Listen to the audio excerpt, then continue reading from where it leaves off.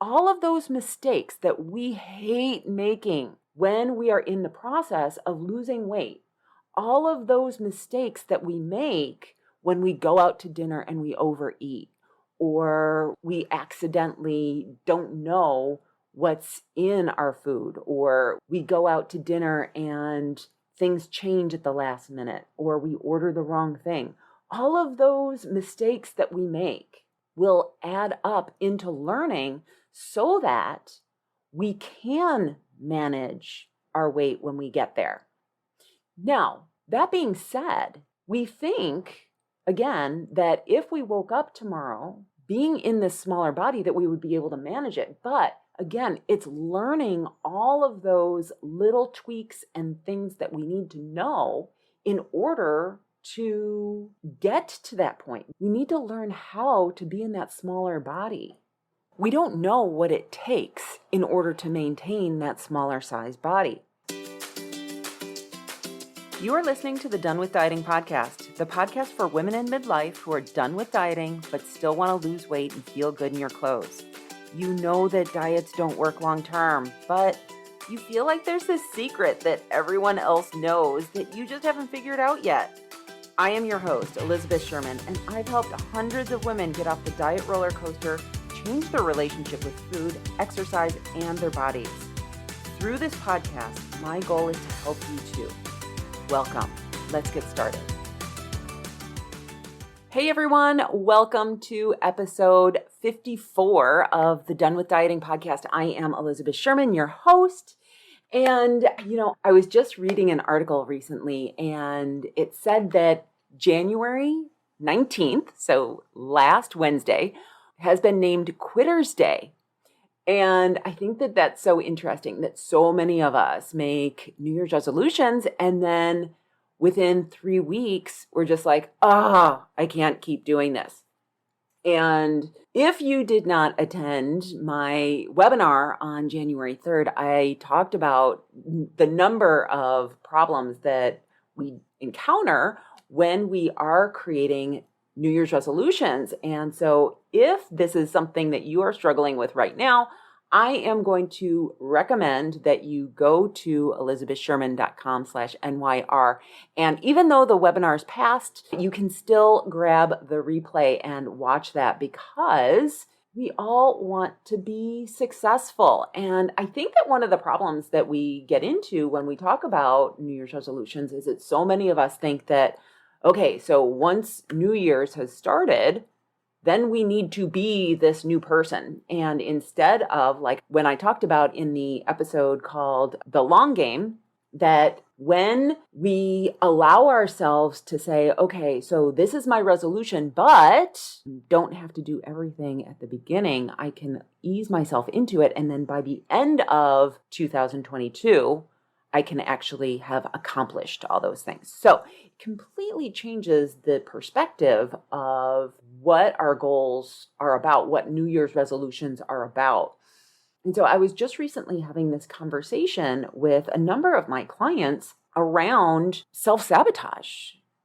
So many of us, we hear the statistics all the time that not only are 80% of New Year's resolutions abandoned by the time that they're realized, but we also hear the statistic that 97% of diets fail, and that of the people who actually get to their goal, that most, 97%, will regain the weight in 3 to 5 years.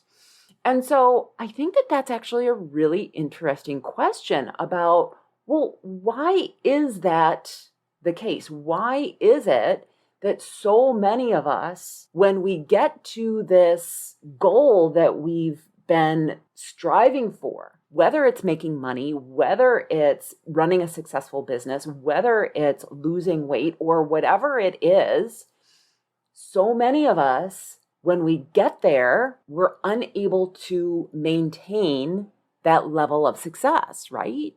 That so many of us then self-sabotage. My coach and mentor talks a lot about what she calls the capacity to have. The capacity to have is the ability to be with whatever it is that our goal is, the ability to relish in it, the ability to be that person. And so one of the reasons that so many of us regain the weight is because we haven't really changed our thinking, and we're still thinking like someone who wants to lose weight. We've spent so many years with this identity of, I am a person who is a dieter. I am a person who is always looking for a diet. I am a person who is constantly wanting to lose weight and unhappy with the scale weight. And so when we no longer have to do that stuff anymore, our brains kind of explode, right? Because we don't know what to do with that brain power anymore. We don't know how to manage that. All we know is dieting. And so when we get there, we're totally white knuckling it and we're totally on edge. And, one of two things happens. Either we're this nervous person who's like, oh no, I can't eat anything. So we're still in that diet mentality, but we're in the smaller body and we're completely freaked out. I did that for a while. Or we completely say, oh, well, now that I've lost the weight, I can go back to whatever it was that I was doing before. And then we regain the weight and then we feel terrible. So neither one of these situations is ideal. And the problem is that when we get to our goal weight, when we get to our goal, we're not thinking like someone who doesn't have a weight problem thinks. We're thinking like someone who has a weight problem thinks, right? And so how do we make that shift? This all reminds me of a movie that I watched years ago. It was a documentary and it's called Reversal of Fortune. I don't know if you can watch it right now, but in the movie, the documenters decide that they're going to do a social experiment. So in this movie, the documentary makers, they find a homeless man in California and they plant $100,000 for this man to find. And then they follow him to find out what he's going to do with the money. And it's such an interesting movie because we think that once we have money, once we lose the weight, that we'll just be able to maintain that, right? And so what happens in this movie is that the man doesn't know how to manage that amount of money. To him, $100,000 may as well be $1 million. And so he just starts spending it.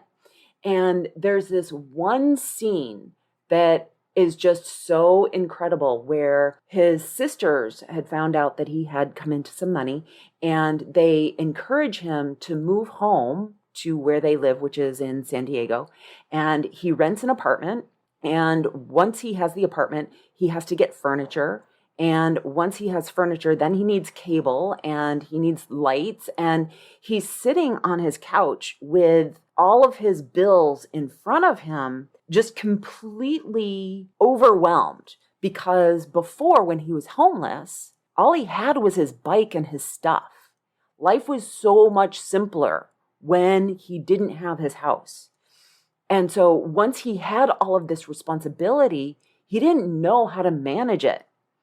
And eventually, at the end of the movie, he stopped talking to the documentary makers anymore. He stopped allowing them to know how much money he had in his bank account anymore. And they suspected that at the time he had somewhere around $5,000 at the end of the movie. So he had gone through $95,000 in a matter of months. He bought a car for himself. He bought a car for his girlfriend. He bought a car for this other person who he just liked. And, he just started spending all of this money because he didn't really know how to budget. He didn't know how to be with the money. He didn't know how to have the money.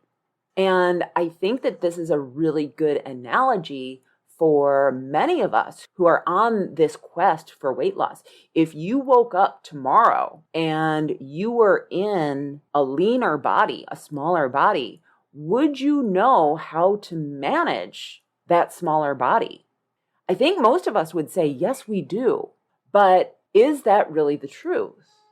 I know that if I woke up tomorrow and my business was all of a sudden earning $1 million, that I wouldn't know how to do that. I wouldn't know how to manage that business. And I wouldn't know how to be the business owner of $1 million business. And through the process of building my business into, let's say, $1 million, I learn all of the things that I need to know in order to become that $1 million business. The same thing is true when we're talking about weight loss. All of those mistakes that we hate making when we are in the process of losing weight, all of those mistakes that we make when we go out to dinner and we overeat, or we accidentally don't know what's in our food, or we go out to dinner and things change at the last minute, or we order the wrong thing. All of those mistakes that we make will add up into learning so that we can manage our weight when we get there. Now, that being said, we think, again, that if we woke up tomorrow being in this smaller body, that we would be able to manage it. But again, it's learning all of those little tweaks and things that we need to know in order to get to that point. We need to learn how to be in that smaller body. We don't know what it takes in order to maintain that smaller size body. And so whether we're calling it success intolerance or whether we're calling it what my mentor calls it, which is the inability, the capacity to have, what we're ultimately talking about is what we all call self-sabotage, right? Because so many of us have gotten down to this goal weight and then we're like, I don't know what happened. I just started gaining weight again. And so today, what I want to do is I want to go through this a little bit more in detail and also give you some ideas of what you can do in order to maintain that lower weight. Okay, so first, what is success intolerance or the capacity to have? And what so many of us struggle with is being in that smaller body. And I totally remember when I went through my journey, going past mirrors and not recognizing myself, not knowing that that was myself because I had this identity already, right? Because we look at ourselves in the mirror so often. I had this identity of being someone who was in a larger body. The things that I said to myself were just that I was big boned or that I was large or that I wasn't graceful and that I just had big thighs or a big belly or whatever the things were that I were saying to myself created this identity of who I am or who I was and what role I had in this world around that. And so when we're in this quest to lose weight, we think that life is going to be so perfect on the other side because we're going to be in this smaller body, right? But what happens is we actually have a completely different set of problems. And one of the problems is, as I mentioned before, managing this smaller body and realizing that the things that we used to do, the things that came so easy to us before, now we need to do differently. So the habits that we had established before are different. And this is actually a really strong argument for having slow weight loss. So many of us want instant weight loss, right?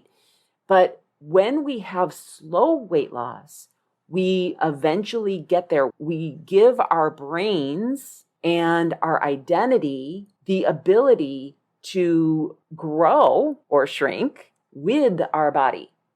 I've talked about this in other podcasts, but some of the things that we need to learn in the process of getting to our goal weight are things that really we don't even think that we have to do when we think about going on a diet, right?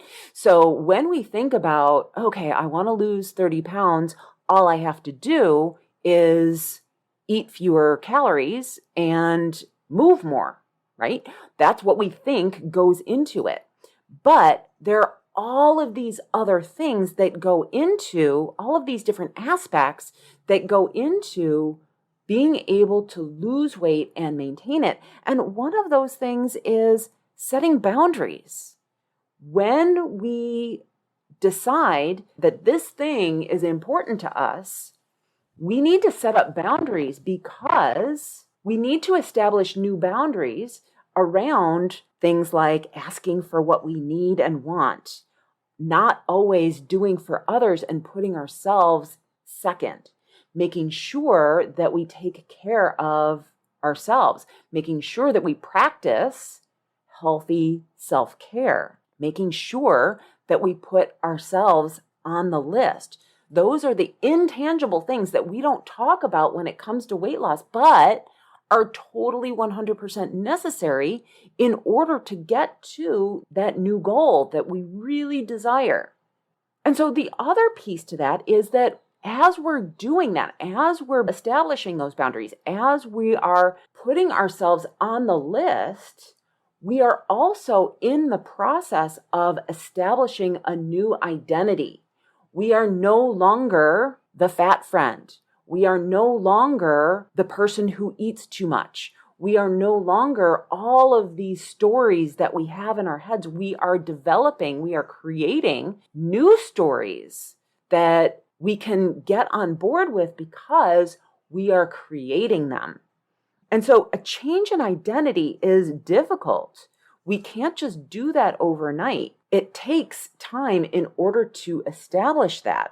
And it's shifting from the person who's dieting, the person who's overweight, who wants to lose weight, who thinks she needs to lose weight, to the person who doesn't anymore.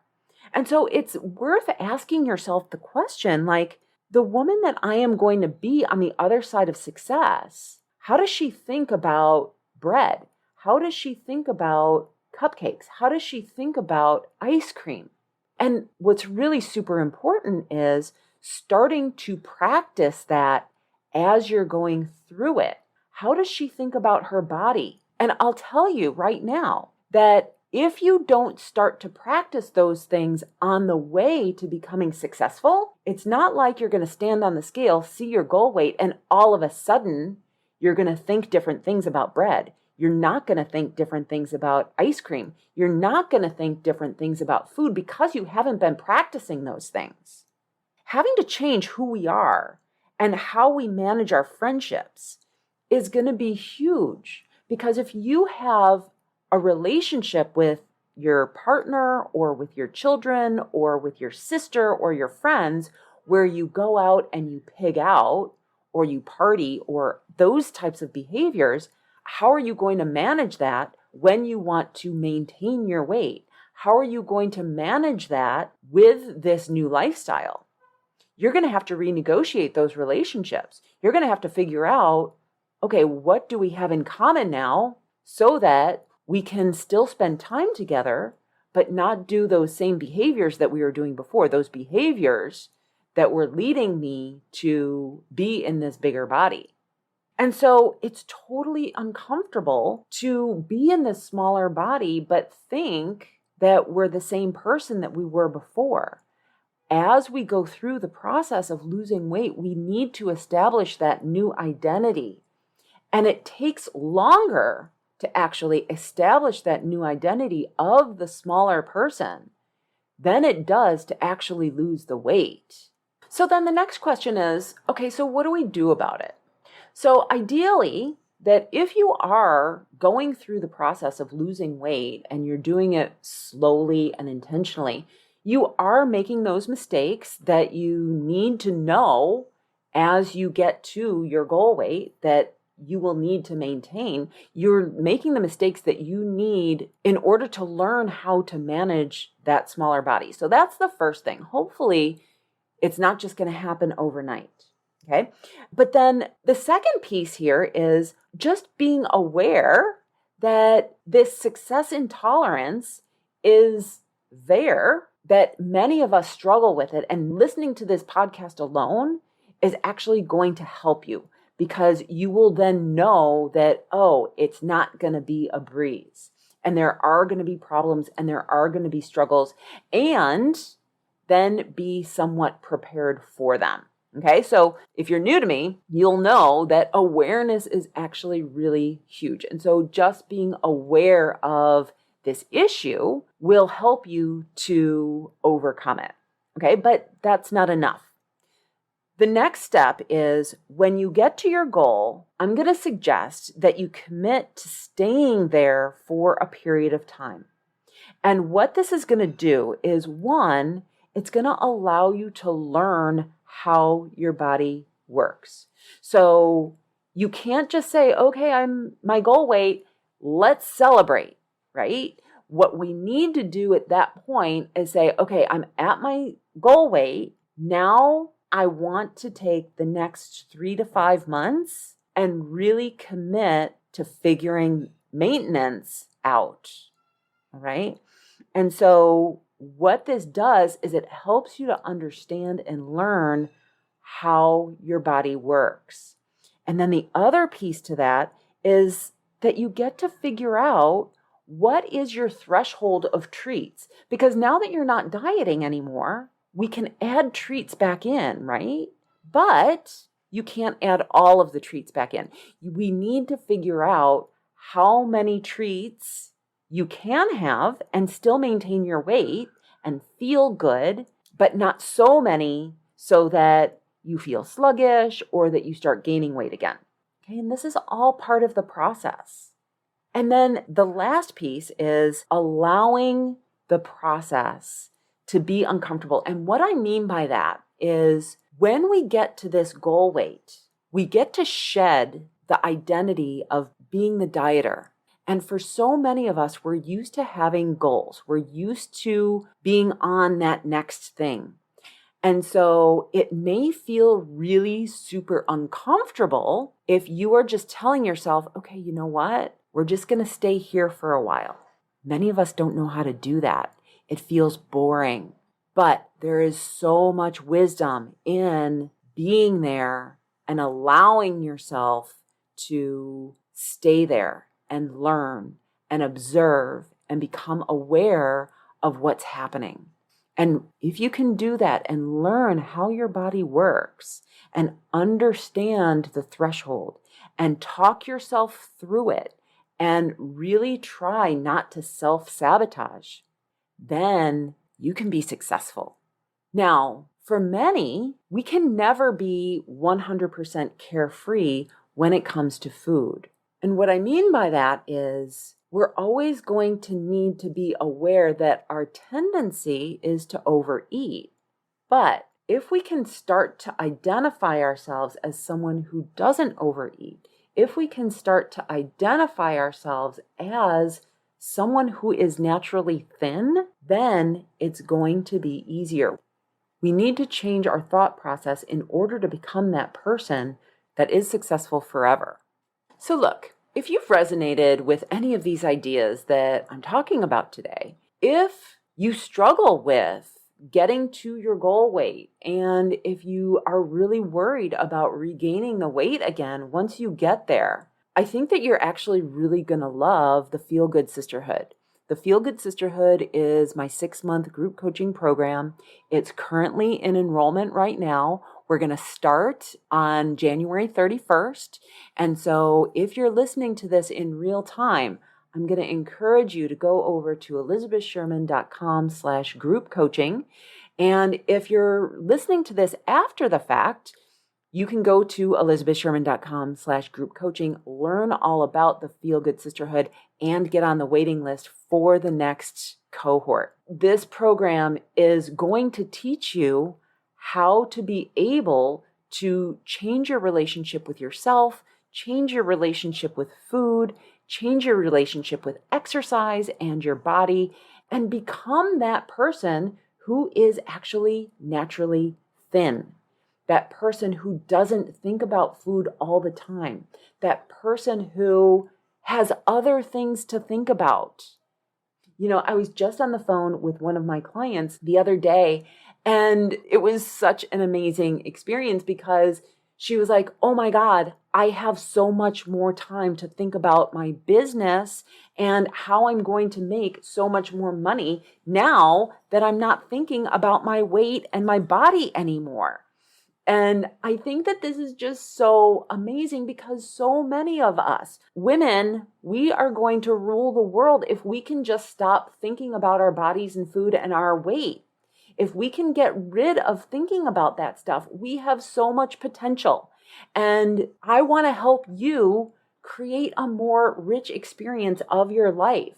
Your weight is the least important thing about you. And I hate to have you thinking about food and having that inner critic in your brain tearing you down when it's totally unnecessary. It's not required and it's not part of the process. So if you want to get rid of that inner critic who totally self-sabotages you, and if you want to learn how to be successful and be successful long-term, I am going to invite you to join the Feel Good Sisterhood because bar none, it is the best weight loss program out there, and especially for women in midlife because there is nothing else out there like it. So head over to elizabethsherman.com/group coaching and I will see you on the other side. Have a great week, everyone, and I will see you next time. Bye-bye.